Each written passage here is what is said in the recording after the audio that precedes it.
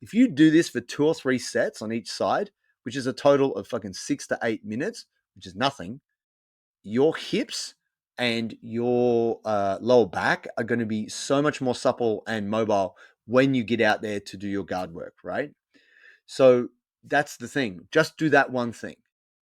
By the same token, after class, you want to be doing something which is going to help counteract all the tension you've built through your psoas, gracilis, all your hip flexor complex muscles, which you're using to pull your knees into your chest when you're doing jiu-jitsu. So then you want to be doing the couch stretch or the kneeling wall stretch, as we call it, which is, your foot's elevated against the wall, you're kneeling, you're leaning forward, you're extending your hip, and you're opening up all through that front of the hip there.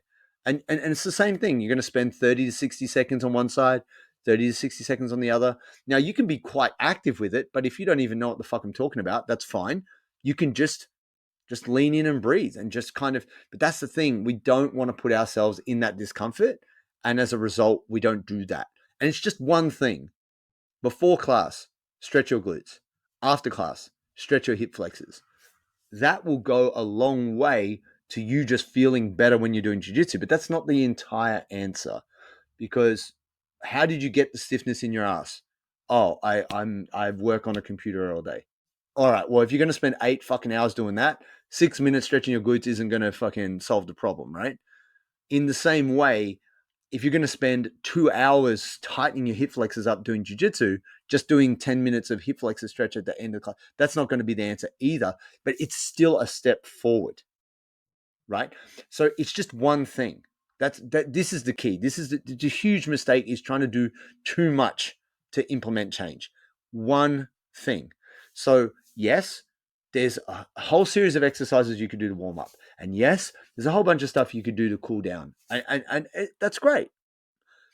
But this is my advice. Choose one stretch and do that consistently. If you're my client and I said, do this, and you didn't do it, I'd fucking sack you.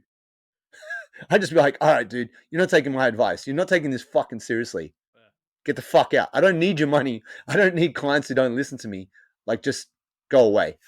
And that's the thing. I think most personal trainers and most coaches, because you are their business, they'll say whatever to just keep you coming in, when actually it may not be the right thing for you. So that doesn't mean, jiu-jitsu is not for you. But what I'm saying here is this.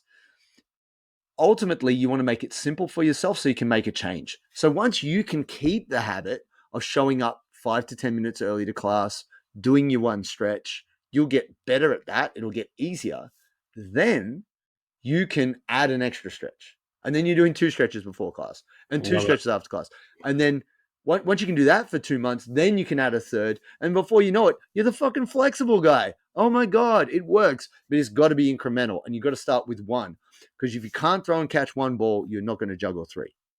Because I've definitely been one of those guys. I'm going to do this, this, and this. I'm going to change the world. And then 3 weeks later, I'm like, what was I doing again? And I like, because like some of your stretches that you show in the app and on your Instagram, for example, I say to people, you could be sitting watching TV doing that. You could, there's plenty of things you could do. You could be like waiting for your car to warm up if it was icy and quickly knock out a set.